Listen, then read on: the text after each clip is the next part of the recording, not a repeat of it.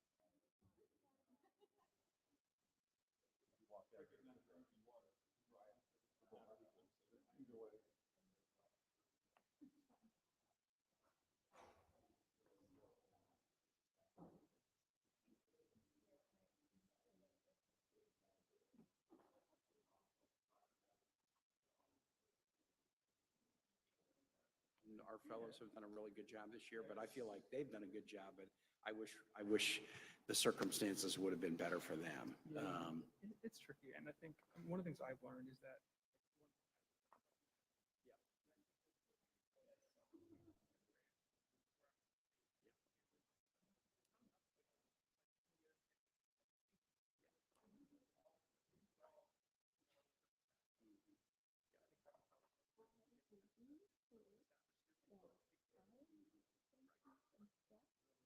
So this is your last one.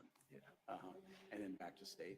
And then what's your This hearing in the Senate Foreign Relations Committee will come to order once again. With us today on behalf of the administration is Ambassador Robert Godek, the Acting Assistant Secretary for the Bureau of African Affairs, who has a long and distinguished career in the Foreign Service. Ambassador Godek previously served as Principal Deputy Assistant Secretary and as Deputy Assistant Secretary in the Bureau.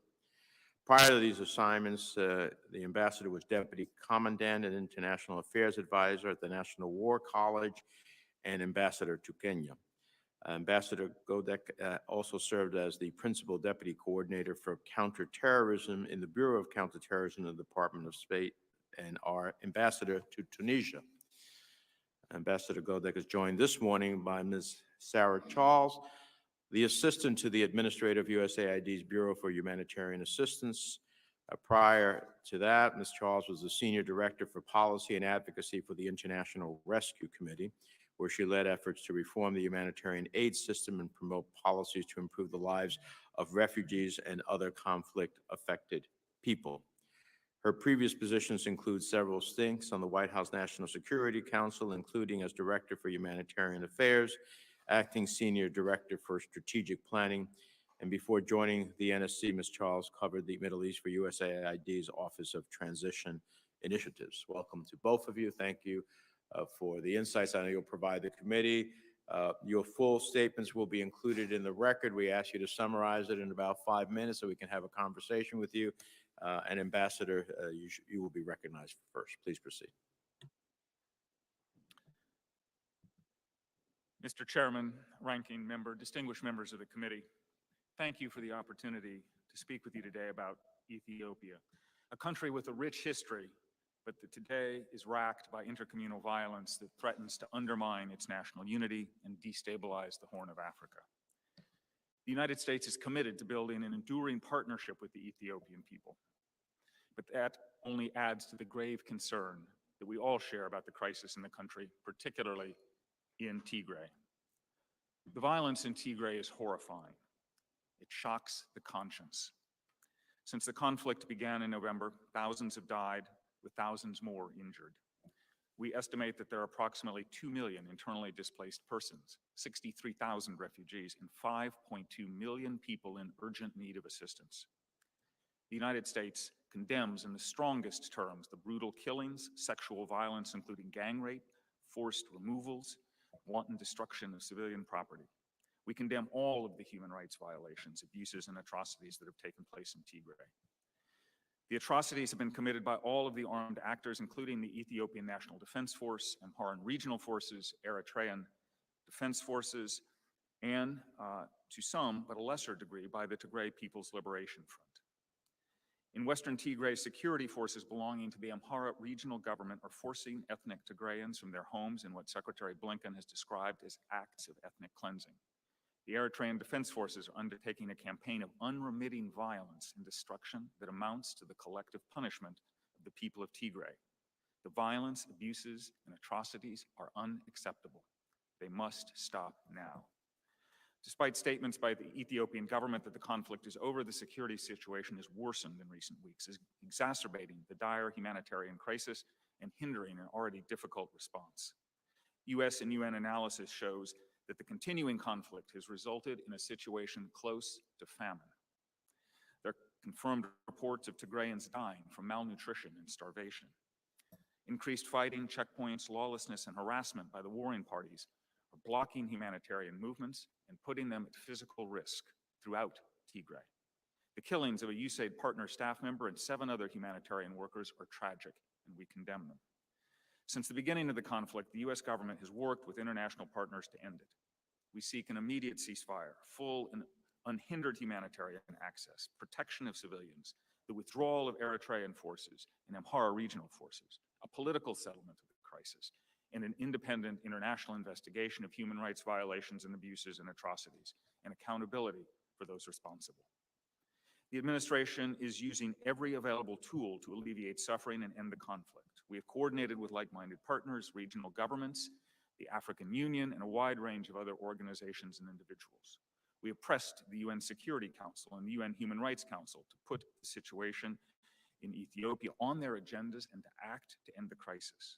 We've engaged directly with the Ethiopian and Eritrean governments at the highest levels, pressing them to end the hostilities and to follow through on commitments for the withdrawal of Eritrean forces, as well as to protect civilians and ensure unhindered humanitarian access.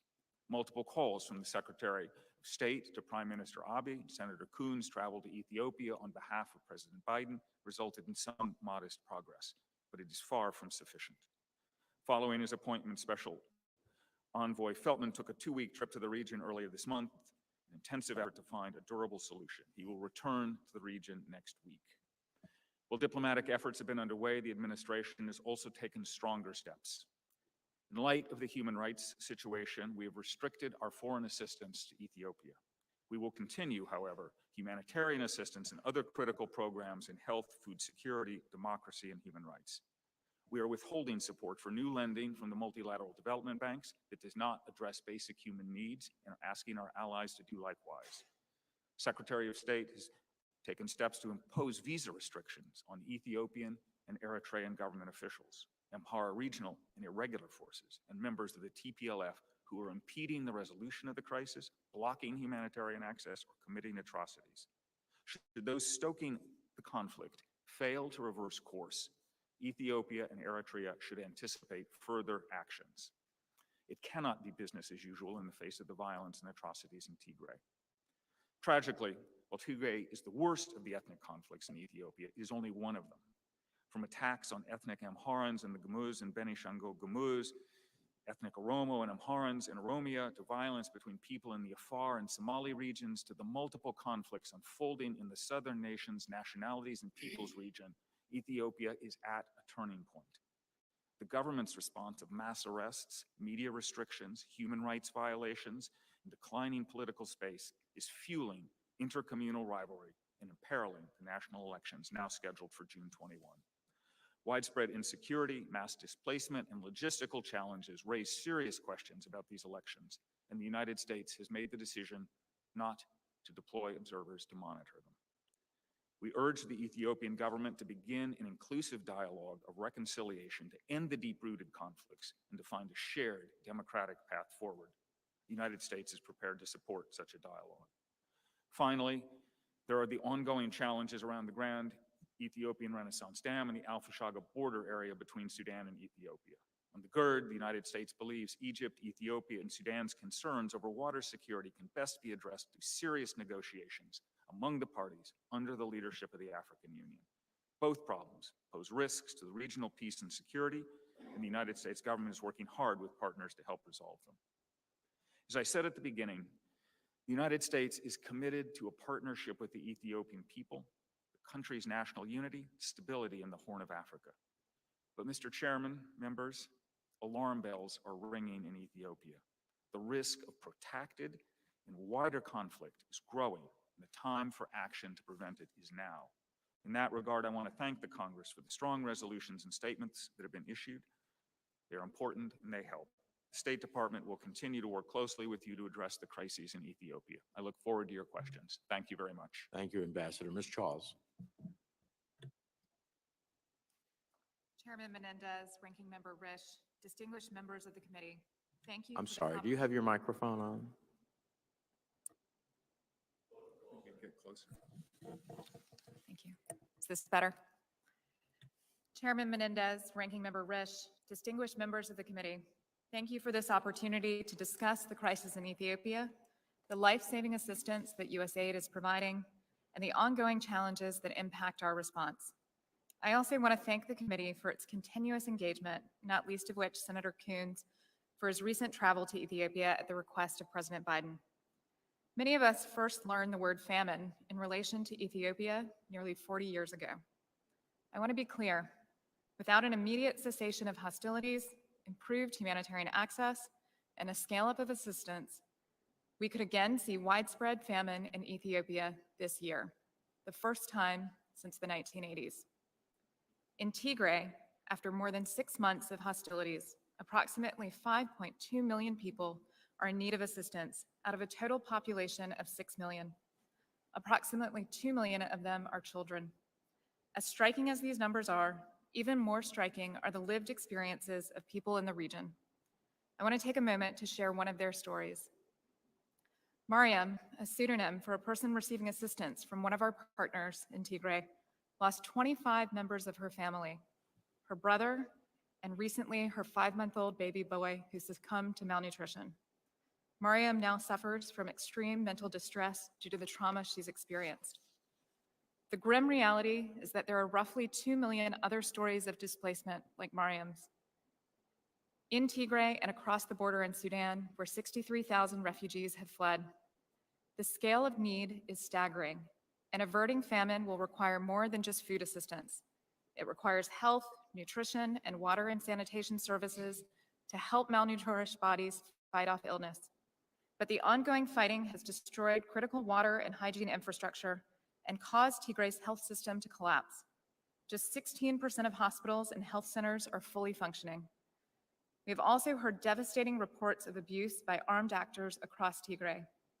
The reports not only speak to widespread incidents of rape and other gender-based violence, but of systematic attempts to dismantle society and destroy families. Some perpetrators are targeting the wives of priests, abusing women in front of their families, or using a level of violence so brutal that women are left with organ damage. The severity of abuse is among the absolute worst I have seen in my nearly 2 decades of humanitarian work. We at USAID condemn these abuses in the strongest possible terms. In the face of staggering need, the United States has responded with significant support and advocacy. We're the largest donor to the humanitarian response, providing nearly $305 million in humanitarian assistance since the conflict began. USAID is providing enough food to feed 4 million people and treat more than 400,000 women and children suffering from malnutrition for 3 months. Our partners will run nearly 60 mobile health and nutrition units across Tigray and support the operation and rehabilitation of 300 health facilities. To respond to the egregious use of gender-based violence in this conflict, we're providing safe spaces for women and girls, training for social workers, psychosocial support, and case management for survivors. However, our assistance will not be enough to avert famine in Ethiopia if the parties to the conflict continue to obstruct access. Currently, over 1 million people in need are out of reach of humanitarian assistance. The response is plagued by access constraints imposed by the government of Ethiopia, including restrictions on visas and communications equipment for humanitarian staff, both of which are critical for our partners' security and ability to sustain and expand operations. But our biggest challenges are the ongoing hostilities and the continued blocking of access by Eritrean Defense Forces, Ethiopian National Defense Forces, Amhara Regional Forces, and others. Our partners also report increased hostility and targeting of humanitarian workers. By blocking food assistance and preventing farmers from planting and harvesting, these actors are actively exacerbating the risk of famine in Tigray. Lastly, the Tigray response is underfunded, and we continue to urge other donors to scale up their assistance to meet unmet needs. I'm honored to be here today to discuss our work and underscore the United States' commitment to the people of Ethiopia. But while our humanitarian assistance can help alleviate urgent needs, it will not address the root causes of the conflict or ongoing human rights abuses. Despite the heroic efforts of local communities and humanitarian workers, the trajectory of the crisis in Tigray is clear. Widespread famine, unless the parties to the conflict provide unhindered humanitarian access and allow the people of Tigray to once again plant. We owe it to women like Haben, who was a sesame farmer in Western Tigray before she was forced to leave her home with her husband and 3 children. She now lives in an overcrowded schoolroom with 24 other women and their families. She told our partners that without assistance, she and her family would have starved. And we owe it to Haben's neighbors, 1 million of whom continue to be out of reach of assistance, to demand better from the parties to the conflict. Thank you for the opportunity to speak with you today. I welcome your questions. Thank you very much. We'll start a round of 5-minute questions. The conflict in Tigray has taken a horrific toll on the population, as we've spoken about and heard here, and the implications for international peace and security are significant. Secretary Blinken at a House Foreign Affairs hearing on March the 10th said there had been, quote, acts of ethnic cleansing in Western Tigray. So, Ambassador, are we witnessing war crimes or crimes against humanity in Tigray? Thank you, Mr. Chairman. The United States, as I said, is horrified by the reports of brutal killings, the sexual violence, the gang rape, the forced removals, wanton destruction, the acts of ethnic cleansing that Secretary Blinken referred to. We condemn all of these in the strongest possible terms. The UN High Commissioner for Human Rights has warned that the international community is seeing atrocities that may well amount to war crimes or crimes against humanity. The Patriarch of the Ethiopian Orthodox Church has termed the conflict a genocide against the Tigrayan people. And the Department of State takes those warnings extremely seriously and is pressing all parties to end the conflict. So the State Department is not ready to call it We war are, crimes. Mr. Chairman, we are acutely aware of the need to determine whether the conduct meets the legal standards for atrocity crimes. And we are acutely waiting for that determination, And because we for have many of initiated- us, we believe, in fact, these are war crimes and crimes against humanity. So, and I understand the concerns of such a designation, but we cannot turn blindly away when such things happen in the world. And so I look forward for the State Department's determination. I hope they will come to the right one. In addition to visa restrictions and pausing assistance, what other measures is the administration prepared to take to respond to the continuing human rights abuses? Mr. Chairman, let me just add on the previous question that we do have a fact-based review underway that is being conducted very quickly, and the Secretary of State has the final determination on this. With respect to the other actions that we're prepared to take beyond the visa restrictions, as I noted in my statement, we have suspended much of our assistance, certainly related to economic growth and security assistance. We are looking at a range of other sanctions to include Global Magnitsky Act sanctions, other potential sanctions that would be targeted and directed at individuals or institutions that are supporting the ongoing conflict, impeding resolution, impeding an end to the conflict, or otherwise obstructing humanitarian access or committing human rights abuses and violations. We've made very clear in the Secretary's statement and previously that if we do not see immediate progress on these fronts, we will be imposing additional sanctions. Ethiopia and Eritrea can expect further action. Give me a sense, and the committee a sense, of what are the implications for U.S. strategic interests in the Horn of Africa should instability in Ethiopia become more widespread? Obviously, the risk at this moment is very large. If the conflict in Ethiopia spreads, it will destabilize the entire region. Ethiopia has been a critical anchor in the region. They supply peacekeeping troops to some missions. They're in Somalia. I think if Ethiopia continues down the road that it's going, there's a risk of a massive humanitarian crisis, a refugee crisis, and it poses a risk to the wider region as well. Obviously, the Red Sea area is a critical thoroughfare for commerce, and it is potential for a wide area that would be destabilized and pose a significant risk to the interests of the United States and obviously the people of the region. Finally, Ms. Charles, your testimony is rather riveting. What is the scope and scale of the sexual and gender-based violence in Tigray? Is the government trying to suppress information about the extent of the use of rape as a weapon of war? And what efforts are we making to respond to the needs of survivors, given the gaps identified by NGOs? Thank you for that question, Senator Menendez. What we're seeing is widespread and systematic targeting of women using gender-based violence in ways that really are quite horrific. And as I mentioned in my testimony, some of the worst instances of gender-based violence I've seen in my 20 years of humanitarian work. We are providing support services for victims of gender-based violence, including psychosocial care, safe spaces for women and girls, training of social workers. The UN estimates that 22,000 women could seek treatment for gender-based violence this year in Tigray. We anticipate that that's a significant underestimate of the number of women who have suffered from gender-based violence, not least of which because of the steps that the parties are taking to block access. And we feel like as much as we are supporting protection and support for victims of gender-based violence, the ability of our partners to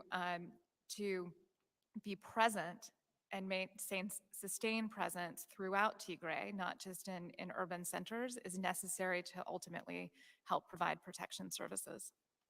Thank you. Senator Risch. Thank you, Mr. Chairman. Ambassador Godek, I, like lots of people around here, have been visited by all of the parties involved in the GERD and the filling of the dam and the concerns surrounding that. What are your thoughts as to what the current conditions on the ground have done as far as the negotiations to try to come to some resolution of that? Thank you, Senator.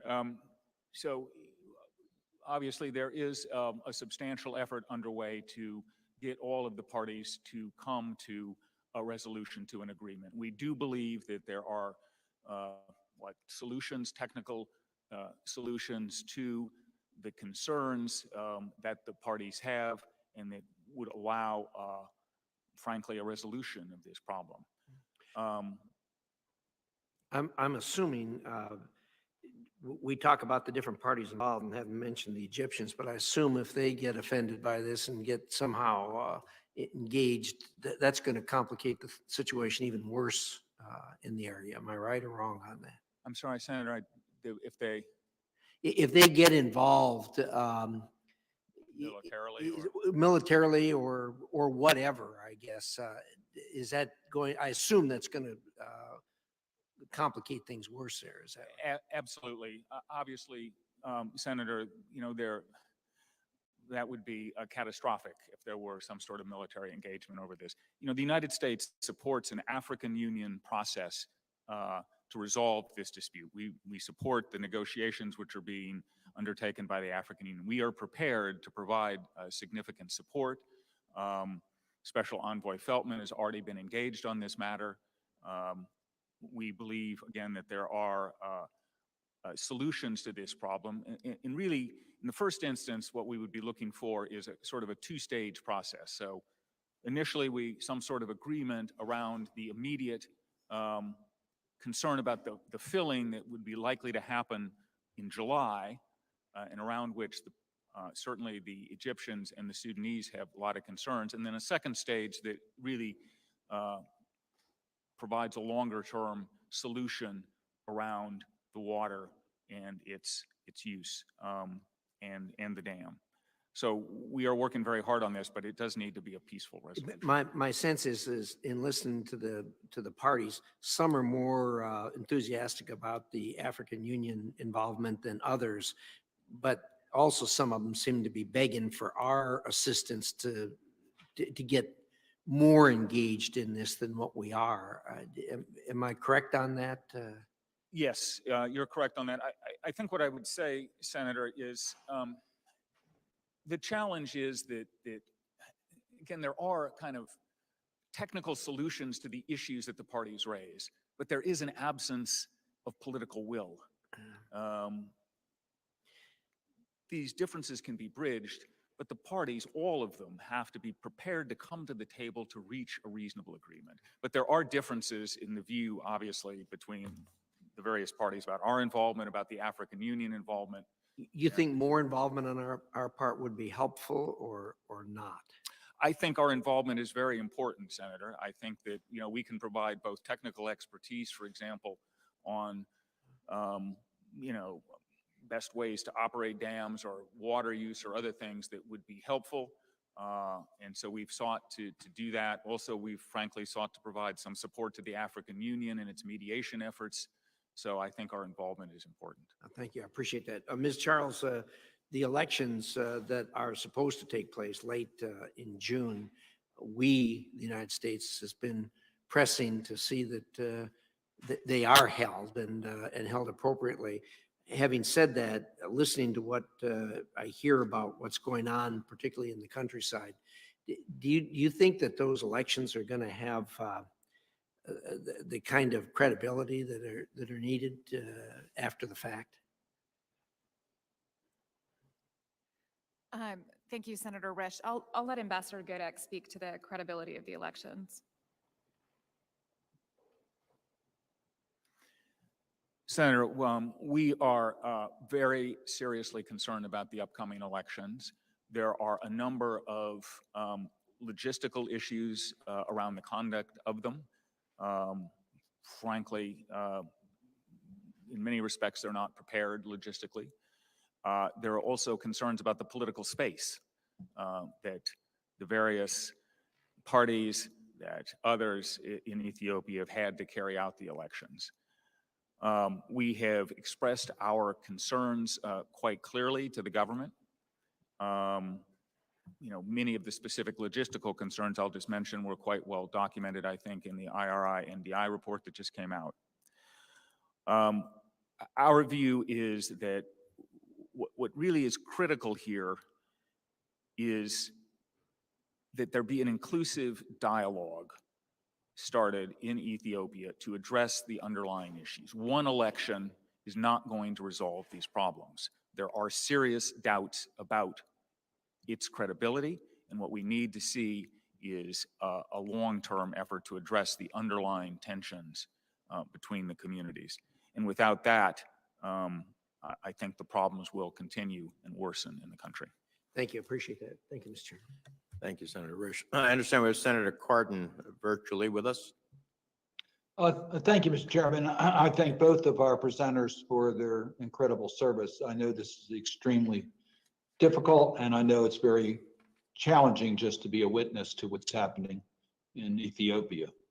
So, Mr. Ambassador, you talk about the United States expressing its objection in the strongest possible terms to the violence that's taking place. But I think action speaks louder than words. And I think Senator Menendez's point about the determination of war crimes or crimes against humanity is a clear position for the United States. So I would just urge the administration as quickly as possible to complete its review. And I hope the outcome is very clear to the international community about the atrocities that are taking place in Ethiopia. I want to drill down on your statement about documenting and holding accountable those that are responsible for these atrocities. Too often, we allow the documentation to be lost, and too often we compromise accountability in the sake of getting parties together to communicate. Obviously, the number one priority is to end the atrocities, to end the violence, and to provide humanitarian assistance to the population. But for this circumstance to not repeat itself as often as we've seen around the world, we do have to have a full documentation, and there needs to be accountability. So what assurances can you give this committee that the United States will use its influence to make sure we have a full accounting, full transparency, and accountability?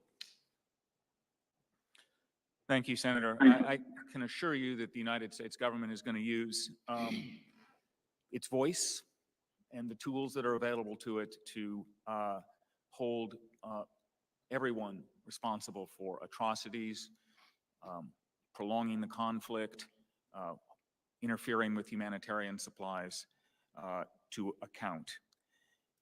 We have been very clear about that, not just through statements, but now obviously taking steps, for example, the visa restrictions that the Secretary has imposed. It is good, and we welcome the fact that the Office of the High Commissioner of Human Rights, the UN, and the Ethiopian Human Rights Commission have undertaken a review and are going to prepare a report on the human rights violations that have taken place. Their work has begun. They're on the ground in Ethiopia. That project will take about 3 months. But it is not, it's not going to be ultimately a criminal investigation. It's going to be a documenting of what's happened. It's critically important, and it's a critical first step toward holding people to account for what they have done, holding those who have committed crimes to account. What will be important is another step on transitional justice to really, again, hold those people responsible to account. And that's something we will also commit to working on, and it is important. Ultimately, the only way to stop these things from happening, whether it's in Ethiopia or anywhere in the world, is to hold those responsible accountable. So we're committed to doing that. Oh, I agree with that statement. It's chilling. I mean, Mr. Charles, your testimony is chilling that we may have, again, a conflict-induced famine in Ethiopia, which people are going to die as a result of the activities of those that are abusing the rights of others. So is there a time schedule in regards to the review on either war crimes or crimes against humanity? That's a term that the international community fully understands and recognizes. And U.S. leadership here is going to be critically important. Do we have a time frame as to when we can expect that review to be completed? Senator, the review is ongoing even as we sit here today. The final decision on that is the Secretary of State's. I can't give you a specific timeline. I can promise you we'll continue the review and make a decision. Can we have your commitment that you will keep this committee informed as to that process and the likely time frame in which a decision will be made? I do commit to that, Senator. Thank you. Thank you, Mr. Chairman. Thank you. Senator Coons.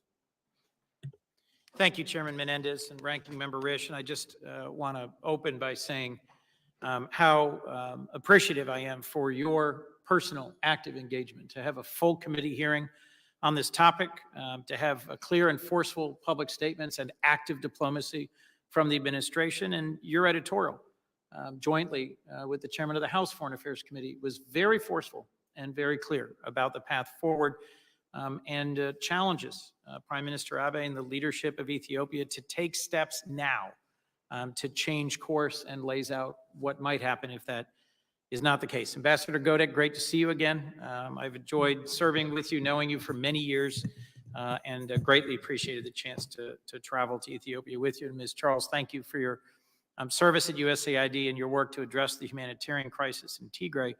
As has been remarked, I traveled to Ethiopia in March 18th to the 22nd as a personal emissary of our president to speak with Prime Minister Abe and to convey President Biden's grave concerns about the conflict in Tigray and other regional challenges, the GERD, Al-Fashaga border disputes, and the situation within Ethiopia, violence in other areas, but in particular, the humanitarian crisis in Tigray, the presence of Eritrean troops, the lack of accountability for human rights violations, and the urgent need for a ceasefire.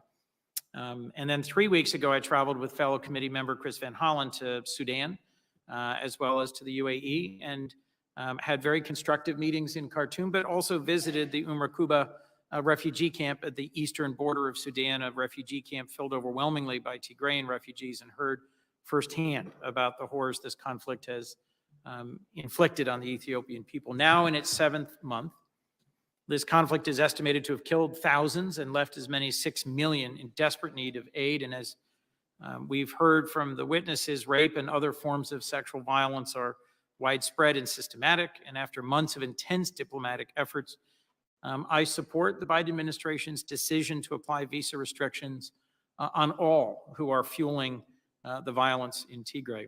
So, Ambassador, I want to talk, if I can, with you about the status of Ethiopia's transition. Many of us were very encouraged by Prime Minister Abe's initial rise and initial opening of space for civil society, the release of political prisoners, the allowing of banned political parties to participate. And his rise to power was facilitated by years of widespread protests against government policies and brutal repression. He shared an inspiring vision of Ethiopia that inspired people in his country and around the world. But the protest movement that largely brought him to power was led by young men in Oromia, many of whom are now in prison or who have joined armed groups. How would you assess Prime Minister Abe's vision of the transition compared with its current reality on the ground? Thank you, Senator, and it's a pleasure to see you again as well. We certainly share the view that when Prime Minister Abiy came to power, he presented a vision that was attractive and hopeful of opening up the country, Yes. of expanding democracy, of giving people more rights. Unfortunately, the implementation of that has not met, I think, all of the hopes. We're deeply concerned about the closing of the political space, the reality that many politicians have been arrested, some are in prison, that there have been, well, there was some opening of the media, that there continues to be significant issues with reporters being jailed, international reporters such as Simon Marks being expelled from the country. There are significant issues in the implementation of this vision, which is why we believe at this point the only path forward is an inclusive dialogue that involves all the parties. This election, which is sure to take place, is one thing, but we need the dialogue to make progress. Two more questions, if I might, given my limited time. Ms. Charles, in your assessment, is the humanitarian situation in Tigray getting better or worse? And are Ethiopian authorities becoming better or worse partners in addressing the ongoing humanitarian crisis? It's getting worse. First of all, thank you for your continued engagement on this and your travel in March. I think after your visit and high-level engagement from others in the administration, we did see some progress, including the lifting of regulations that required our partners to get permission to travel in Tigray. But we continue to see access restrictions from the government, critically around visas and importation of communication equipment that is necessary for our partners to scale and maintain operations in a very insecure environment. Insecure environment, Thank you. yes. Last question. Ambassador Godek, in March, I met a prime minister who was charismatic and compelling, who had a forceful vision, and who reassured me, made a commitment to me and to our president that Eritrean troops would leave Ethiopia and Tigray. And in fact, he promptly flew to Asmara, met with Isaias, and said that he had demanded that Eritrean troops leave. It is now nearly June, and there's been no progress. No I'm aware progress. of Yes. meeting that commitment. And reports just broke this week that jointly Eritrean and Ethiopian soldiers have forcibly rounded up and detained more than 500 young men and women from IDP camps in the area of Shire. What's your assessment of how closely Ethiopian and Eritrean security forces are coordinating? And what accountability would you expect if those detained folks are harmed and not released? Our assessment, Senator, is that the Ethiopian and Eritrean forces are cooperating very closely Yes. in Tigray, and it is obviously Yes, a source of they are. serious concern. Their evil This is latest report to get that, out. people were detained, IDPs were detained, is extremely grave. We have already raised this with the Ethiopian government. The UN has raised it with them. Obviously, these folks are harmed. If these individuals are harmed, it's unacceptable. It's absolutely unacceptable. Yes. And we will continue to be very forceful on this point. Mr. Chairman, your Great idea. Thank you. lays out a clear series of next steps that might well be taken if this situation continues to deteriorate. It is my real hope that Prime Minister Abiy will yet hear the offers of the world community in the United States to work together to declare a ceasefire, to resolve the humanitarian crisis, to deliver accountability for crimes against humanity that have been committed by a range of parties, and step back from a conflict that I think threatens the entire future of Ethiopia. Abiy Ahmed is a pathological liar. Thank you for your good work in this regard. Senator Murphy. Don't believe Thank you, Abiy Mr. Ahmed. Chairman. Thank you to both of you for your work and appearing before the committee today. Ambassador, let me thank you for raising in response to Senator Kuhn's general question, the specific issue related to press freedom. Senators Cardin and Leahy and myself have raised this in several different ways. And of course, we all around the world stand for the idea that no government should curtail the right of the press to be able to tell objective stories about what's happening on the ground. But in particular, in Ethiopia and Tigray, we depend on the ability of journalists to be able to translate to the world what is happening and to be able to inform us as to the extent of the atrocities. Appreciate you continuing to focus on that question. I wanted to drill down, Ms. Charles, on one specific issue, and I don't know if it's been raised, forgive me if it has been, on the humanitarian front, and that is the Ethiopian government's refusal to provide visas to international humanitarian staff and parties that are trying to get into Tigray. Just wanted to get an update as to whether we foresee any progress in getting more aid workers into Tigray, and what are the roadblocks that are standing in the way of these requests? Thank you for that question. We continue to ask for extended visas for humanitarian workers, 6-month visas, as well as allow for the importation of critical communications equipment.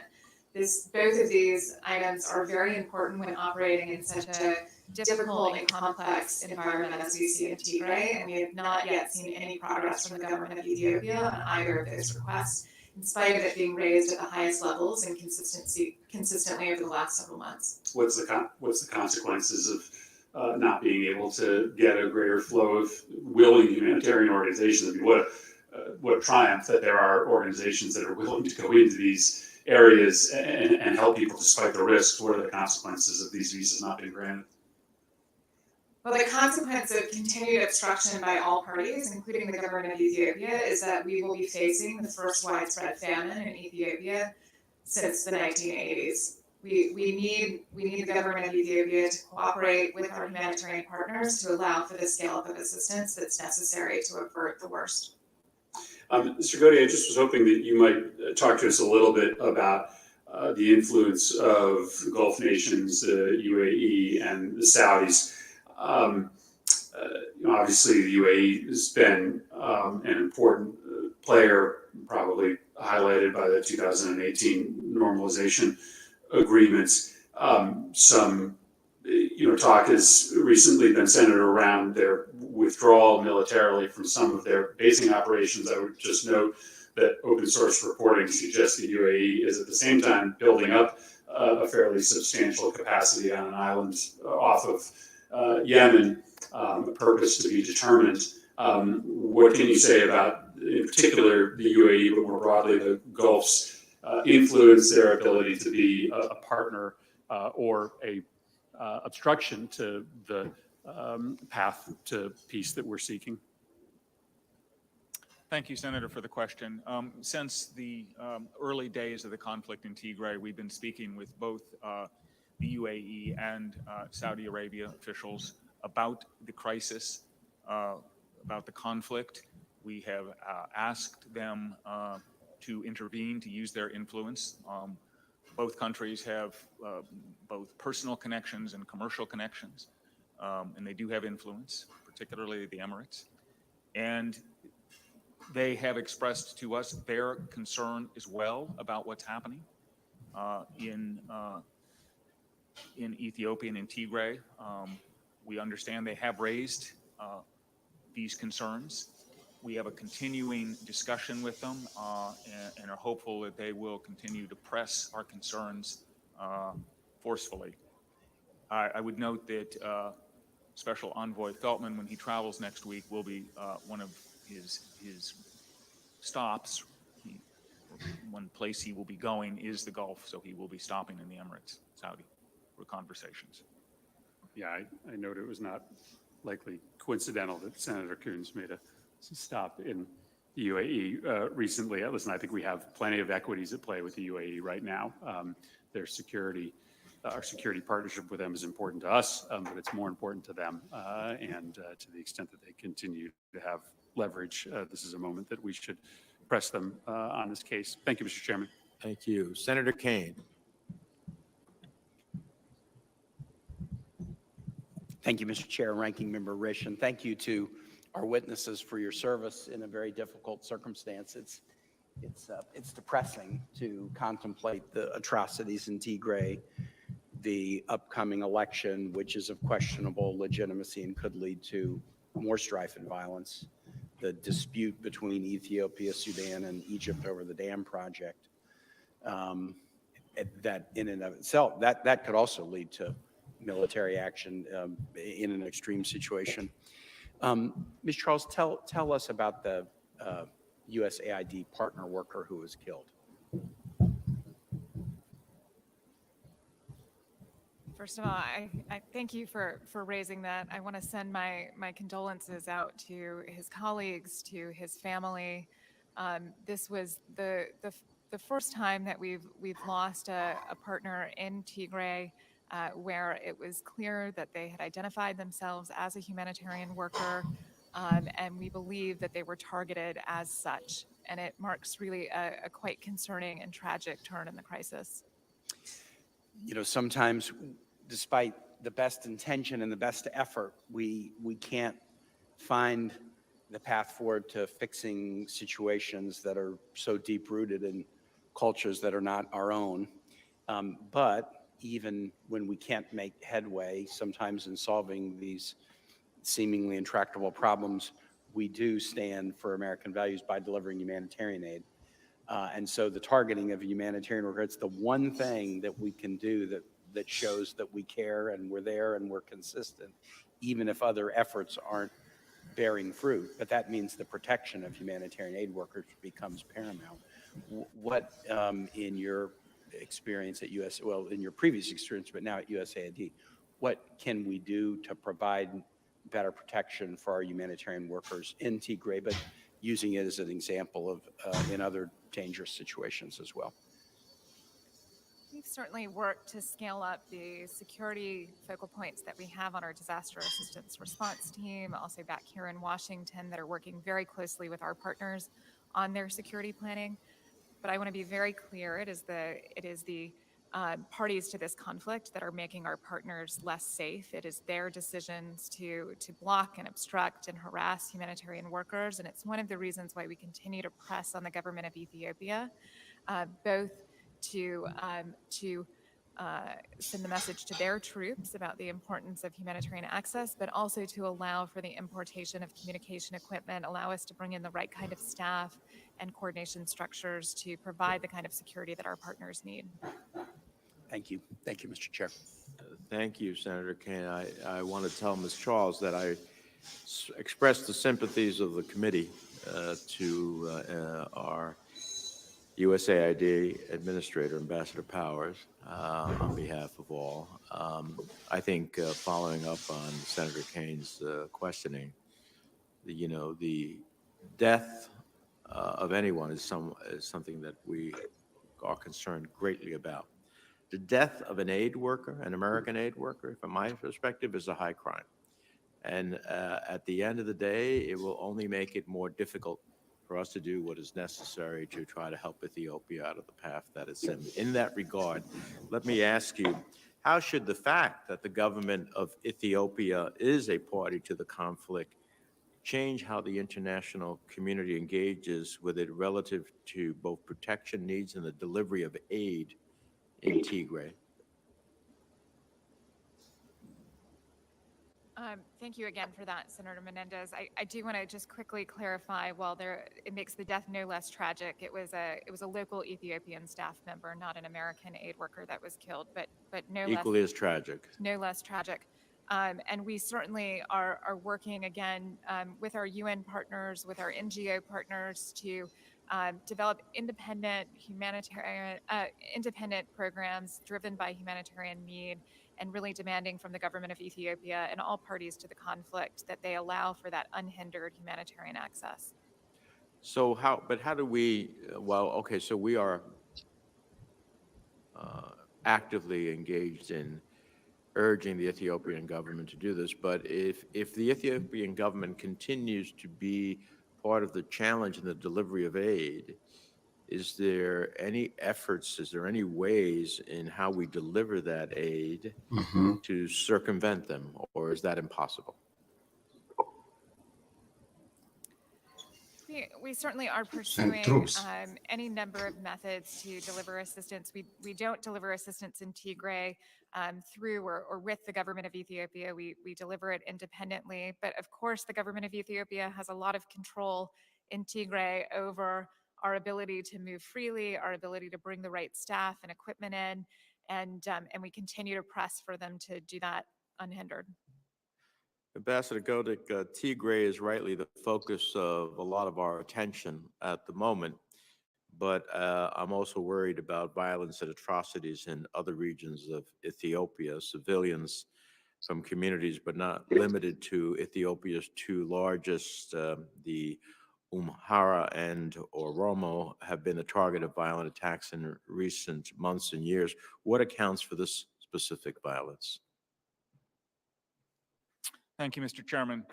So there is intercommunal, interethnic violence in many areas across Ethiopia. There's a number of drivers of this conflict. Some of them are boundary disputes. Some of it's related to conflict over pastoral lands, areas. There's a number of drivers to this. We do have a number of programs run mostly through USAID and OTI to help address some of the conflicts that are out there. Frankly, the lifting of, in the recent years of some of the restrictions that were in place have had the perverse effect of allowing some of this to boil up. And what's critical is that the government itself takes steps again to address the conflicts between these communities. We can, through our programs, help, but a broader effort does need to be really initiated, and it needs to be real, and it needs to be serious if these conflicts are going to be brought to an end to address these longstanding disputes. I understand Senator Booker is with us virtually. Yes, Mr. Chairman. Please proceed. Thank you so much. I'm grateful for this hearing and for the time the State Department has spent with me on Horn of Africa issues. If I could just jump right in, it's been really horrific, the reports that I've been reading and hearing about violence and sexual violence against women and girls as young as 8 years old. It has been gruesome to hear. And frankly, it's coming from a number of different forces, not just the Eritreans, these accusations at least, but the NDF as well as Amhara. And I just want to know from both of you, if I can, what are your thoughts about our ability to deal with this, the trauma and violence and the survivors of this trauma and violence? Obviously, we're talked a lot in this hearing about food aid and other humanitarian aid, but this is the scale of the accusations makes me believe that our government and aid agencies should be thinking about that as well. Thank you for that question, Senator Booker. It is a top priority of our humanitarian response to respond to what you rightly characterized as just horrific incidents of gender-based violence as part of this conflict. So we're working with partners to train social workers, provide safe spaces for women and girls, psychosocial support, and counseling for survivors of gender-based violence. Ambassador, would you please give me some input as well? Senator, let me just say that certainly from my perspective as well, these reports are horrifying. The administration does raise the reports of gender-based violence, rape, gang rape, regularly and at top levels with the government. I would note that Ambassador Posse was recently in an IDP camp in Tigray and personally spoke with some of the victims of this violence. She took their graphic and horrible stories back to the Prime Minister and other officials in the government just to stress the importance of addressing this really terrible situation. So it is something we are very much focused on and working to hopefully stop. And Ambassador, if I could stay with you for a second. I know one of my previous colleagues asked a bit about the influence of the UAE, Qatar, Saudi Arabia in the region. And I'm wondering if you could just take a couple steps with more detail for me about, in general, our efforts and theirs in conflict, or are they? Do you see them as a force that's of making a greater positive influence, or making the situation more difficult? Obviously, these are some of our allies, and I'm just curious your overall take on coordination and influence in the region. Thank you, Senator. I do think that they have significant influence in the region, given their, again, personal connections, the commercial connections that they've got, the investments that have been made. Certainly, the Emiratis have been involved in negotiations, for example, previously, to some degree successfully. They've also sought to engage on the Al-Fashaga border dispute, although in the last few days they have indicated they're pulling back from that. So they have played an important role. What's critical, I think, is that they use all of the influence that they've got in order to help to bring the Tigray conflict to an end, and hopefully also to address the other challenges that Ethiopia faces. That they're clear in their communications with Prime Minister Abiy and other officials in the government about the concerns that we have. And I just assure you that we are talking with them in detail currently at this point about doing that. And Ambassador, just if I can keep your mic on for a little bit longer, just to ask you, we're heading into this period where it seems to me, unless you give me more information, that the June 21st elections in Ethiopia are going to go forward, even though there's incredibly a lot of concerns with the ability for those elections to be done. And I know in the Tigray region that's not going to happen. And I guess I'm wondering, besides just calling for free and fair elections, is there anything that we can do in this run-up, 3 or 4 week run-up, to better ensure that there will be credible elections taking place? And just, can you give me some of your general assessments of your concerns that you might have about the elections as well? Thank you for the question, Senator. We do have many concerns about the elections. They're going to take place in an environment where there have been significant political limitations. Also, there are big logistical challenges around the elections. As I mentioned earlier, the IRI-NDI report lays those out. I think we have been clear in our communications with the government, with the National Election Board, about those concerns. There are specific steps that could be taken in a logistical sense that might help in the next 4 weeks, but I think it's going to be very difficult to really get all the way that the country needs to get to hold fully free, fair, and credible elections. That said, again, we withholding judgment, and will continue to urge progress on those challenges that are out there before the elections. And let me just emphasize again, what's really critical here is that there be an inclusive dialogue ultimately. One election is not going to solve the problems of Ethiopia. If there's not a understanding reached among the various communities about the way forward, it's a democratic way forward, there's going to be real trouble in our view. I want to say thank you. My time's expired. Just 2 points I want to make. Number one, I just appreciate the State Department's willingness to meet with me and brief me independently on these issues. We are in the midst of, there's just a lot of strike points in this area that concern me. I know the ranking member already asked about the dam, the GERD Dam, and clearly all the way to what's going on in Tigray. But I think the most stunning thing that was said during this hearing is the prospects for the first time since, I guess, the 80s, that to have us have widespread famine, should we not be able to get humanitarian aid into the region. We are really teetering on the edge of just catastrophic humanitarian crisis in a region from Sudan, South Sudan, to Ethiopia, to Eritrea. We're just in Somalia. This is a lot of challenges in this area. So I'm just hope that I know that with Senator Menendez, we will continue to focus on this area. And I'm just really hopeful that I could continue the dialogue with the State Department to see ways that this committee could be doing more to keep focus on that area of the world and see a way out of what could be a true nightmare for all of humanity.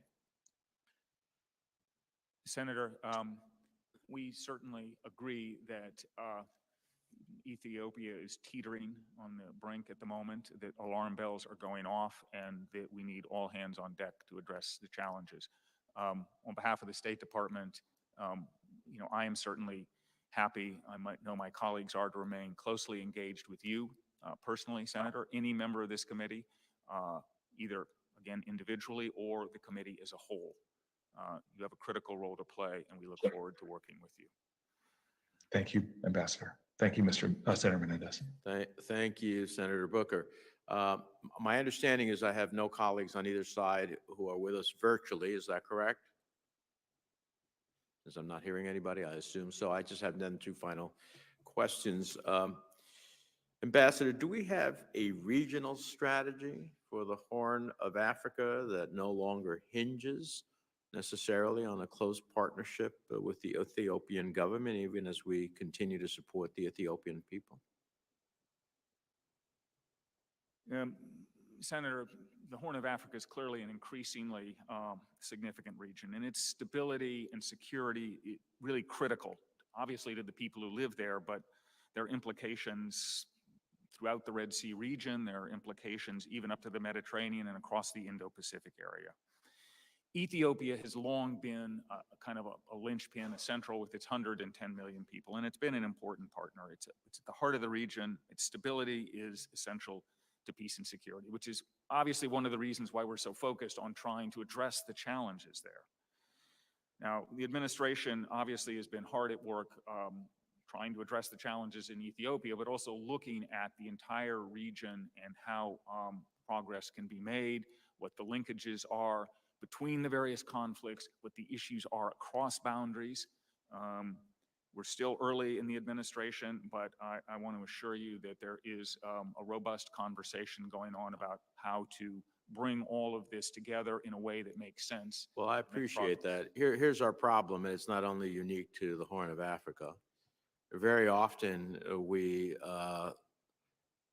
pursue our strategic and national interests vis-a-vis a country, and that country doesn't pan out to be what we aspire and expect it to be.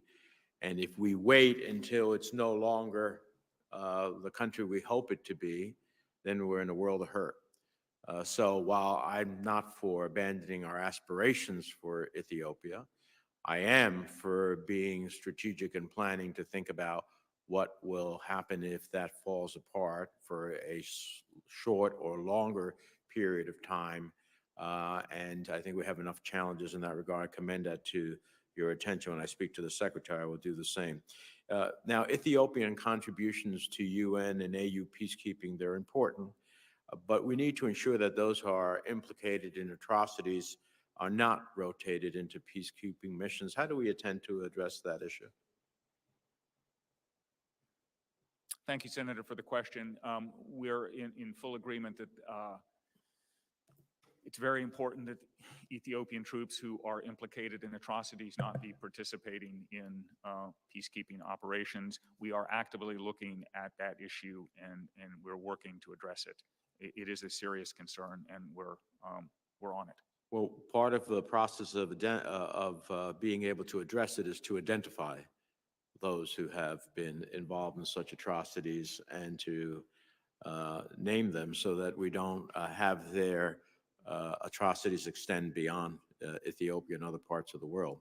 And I think that's critically important. And then finally, I will make a comment. It's not a question. I've spoken to the Egyptians on more than one occasion on this issue at their behest. I have a real sense that if the GERD issue is not dealt with in a way that assures them of their concerns about the Nile flowing into what would be the heart of their water supply in Egypt, that they will do what is necessary. I don't like red lines, but they have suggested that they have red lines. And I I take them at their word that they have red lines. Not that they are desirous of doing that. They also have very strong expression that they hope to have a resolution peacefully, but that they have their own red lines. I hope that we are engaging in that very robustly, because the last thing we need, in addition to everything that is going on in Ethiopia, in addition to the possibility of a famine, to the sexual violence that is taking place, is to then have a military conflict over the GERD. So I just seriously hope we are fully engaged and understand where the parties are and how serious some of them are of purpose. Senator, I can assure you that the administration up to the president are engaged on this matter, very concerned about it, and doing everything we can to resolve it. We certainly agree that any sort of conflict over the GERD or Al-Fashaga would be catastrophic for the region, and it must be avoided. We're working hard to prevent any such conflict. All right. Well, this hearing record will stay open to the close of business tomorrow. With the thanks of the committee for your testimony and your service, this hearing is adjourned.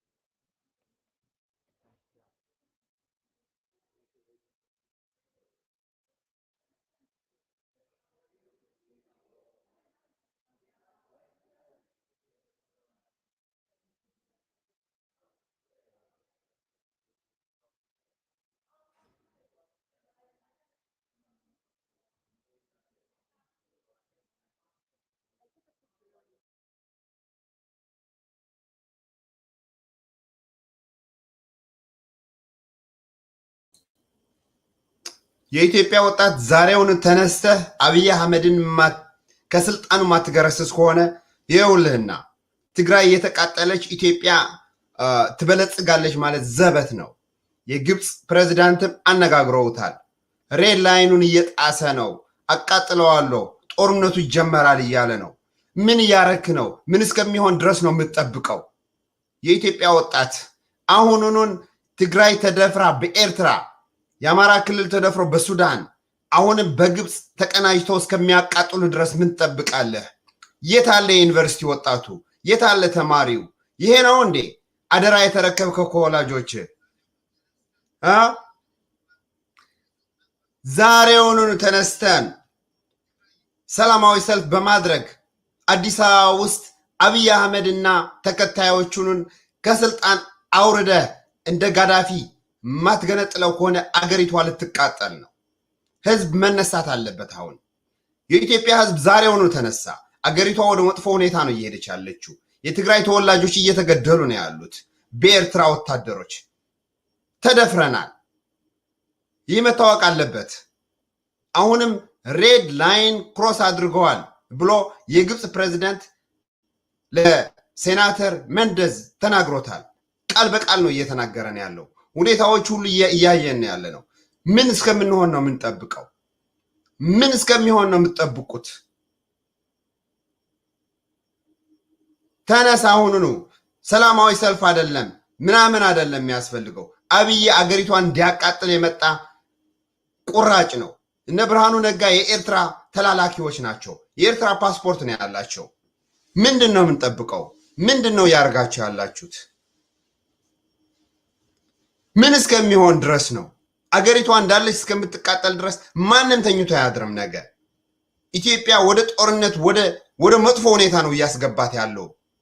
አብይ አህመድና ተከታዮቹ ብልጽግና ይላሉ ባፋቸው እንጂ አገሪቷን እያቃጠሉ ነው ያሉት። እነዚህ ሰዎች ለኢትዮጵያ አይጠቅሙም። የትግራይ ተወላጅ በሙሉ ታጥቆ እየታገለ ነው ያለው። እንደ ትግራይ ተወላጅ ታጥቀህ ታገል። አገርህን ማድረግ የምትፈልግ ከሆነ አሁኑኑ እነዚህ ጠላቶቻችን አዲስ አበባ ውስጥ ነው ያሉት። አዲስ አበባ ውስጥ ያሉት ጠላቶች ከስልጣናቸው መገርሰስ መቻል አለብህ። እንደዛ ካላደረክ ግን ሁኔታው በጣም አስከፊ ሁኔታ ነው ያለው። እያየነው ነው ያለ ነው። ስለዚህ የትግራይ ተወላጆች ታጥቀው እየታገሉ ነው ያሉት። አሁንም ሁሉም ታጥቆ መታገል መቻል አለበት። ሂውማኒታሪያን አክሰስ የለም። አገራችን በውጭ ኃይሎች ተደፍረዋል። በኤርትራን፣ በሱዳን፣ አሁንም ኢጅፕት እየመጣች ነው። ምንድነው የምትጠብቁት? ምን እስከሚሆን ድረስ ነው የሚታየ ያለው? አሉ የሚባሉ የፖለቲካ መሪዎች ታስረዋል፣ ታግደዋል፣ እስር ቤት ውስጥ ነው ያሉት። ምን እያንዳንዱ ሰው እስከሚሞት ድረስ የምትጠብቅ ከሆነ ይሄ ነው እንደ ወጣትነት? ይሄ ነው እንደ ዩኒቨርሲቲ ውስጥ ያለው ወጣት ኢትዮጵያ ውስጥ የተማርከው? ይሄ ነው ነው አገሪቷን ለማቃጠል ነው? ጥሩ አገር የተረከብከው በወያኔ ነው። ወያኔ ምንም አላደረገህም። የወያኔ የቅንጦት ጥያቄዎች ነው የነበሩት። ወያኔ ማጥፋት አይደለም፣ የትግራይን ህዝብ ነው እያጠፋ ያለው። ፖለቲካም አይደለም፣ የራሱ የሆነ የውስጥ ድብቅ ፖለቲካ ነው እያደረገ ያለው። ስለዚህ የኢትዮጵያ ህዝብ ተነስ፣ አብይ አህመድን ከስልጣን መገርሰስ መቻል አለብህ። አለበለዚያ ግን በሁሉም ትቃጠላለህ። እያንዳንድ ተኝተህ የምታድር አይደለህም። አሁኑኑ ተነስ። ይህ መንግስት ለአንተ አያዋጣህም። የኢትዮጵያን ህዝብ ወደ መጥፎ ሁኔታ እየመራ ነው ያለው። እነ እንዳርጋቸው ጽጌ የአሜሪካን ባንዲራ እናቃጥላለን፣ ድህነት እንለማመድ ነው እያሉ ያሉት። እንደዛ መሆን የለበትም። አገሪቷ ወደ እያንዳንዱ ጥሩ ኑሮ ጀምሮ ነበረ በወያኔ ጊዜ። ሁሉም የሚታወቅ ነገር ነው። የትግራይ ህዝብ እንደሆነ አይንበረከክም፣ እየታገለ ነው ያለው። ትግራይ ውስጥ እንዳለ ተቃጥለዋል። ፋብሪካዎቹ ተቃጥለዋል። ትምህርት ቤቶቹ ተቃጥለዋል። የጤና ተቋማት እንዳለ ተቃጥለዋል። ሴቶች እየተደፈሩ ነው። ከዚህ በላይ ምንድን ነው የምትጠብቀው? አሜሪካንም ኢንተርቪን እንደምታደርግ እየገለጸች ነው ያለችው። ስለዚህ የኢትዮጵያ ህዝብ ተነስ፣ አሁን የምትነሳ ከሆነ። አለበለዚያ ግን የትግራይ ህዝብ እንደሆነ ለማንም ለነዚህ አይገዛም። ለጣሊያንም አልተገዛም። ለማንም ባዕዳዊ ወራል ለኤርትራም አይገዛም። እያንዳንዷ ከትግራይ የሄደችው መኪናም ትሁን ማንኪያ ይሁን ፎርክ ኤቭሪቲንግ ተመልሳ ትመጣለች። ሐውልታችን እንዳስመለስን ከጣሊያን ሁሉ እያንዳንዱ እቃችን አስመራ ገብተን እናስመልሳለን። ይሄ የማይቀር ሀቅ ነው። ይሄ ሁሉም ማወቅ ያለበት ሀቅ ነው። የትግራይ ተወላጅ ኢትዮጵያን አስከብሮ የኖረ እንጂ ኢትዮጵያን አስደፍሮ የኖረ የትግራይ ተወላጅ ማንም የለም። ይህ መታወቅ መቻል አለበት። አሁንም አሜሪካ በጣም ኮንሰርን ሆነዋል። ዩሮፒያን በጣም ኮንሰርን ሆነዋል። አገሪቷ ወደ አዘቅት ነው እየገባች ያለችው። የኢትዮጵያ ወጣት የምትነሳ ከሆነ አሁኑ ተነሳ። የማትነሳ ከሆነ ግን እያንዳንድህ እስከምታለቅስ ድረስ፣ እያንዳንድህ እስከምትገደል ድረስ፣ እያንዳንድህ ተገፈህ ወደ ጦርነት እስከምትሄድ ድረስ የምትጠብቅ ከሆነ የራስህ ጉዳይ ነው። ሳይበር ፓወር ኦፍ ትግራይ ሚዲያ ለእናንተ ይህ በቀጥታ ያስተላልፍላችኋል። ነገ የሚቀጥሉ ከሆነ ተከታተሉን፣ ሳብስክራይብ አርጉን፣ ፈሎው አርጉን። ኢምፖርታንት ኢንፎርሜሽን እንዳያመልጣችሁ። አሕዋተይ ተጋሩ አሕዋተይ በርቱ፣ ዕጆኹም ንቃለስ፣ ንቐፅል። ኩሉ ኣብ ጎንና እዩ። ገሊኡ ንጅብኡ ገሊኡ ንዓዱ ክኸውን የብሉን። ኩላና ንዓድና ንጋደል። ክብረት ይሃበልና። ናይ ሎማዓንቲ ዝነበረ ቀጥታ ሂሪንግ ብዛዕባ ናይ ትግራይ ኮንፍሊክት ኣብዚ ወዲና ኣለና። ኣብ ቀፃሊ ተመሳሳሊ ፕሮግራም ክህሉ ከለኹ ነመሓላልፈልኩም ኢና። ነዚ ፕሮግራም እዚ ብቐጥታ ንመሓላለፍ ዝገበረት ሓፍትና ሰሚራ የቕኒየልና እንዳበልኩ ብክብረት ፕሮግራም ናብዚ ንውድእ ድሓን ዋዕሉ።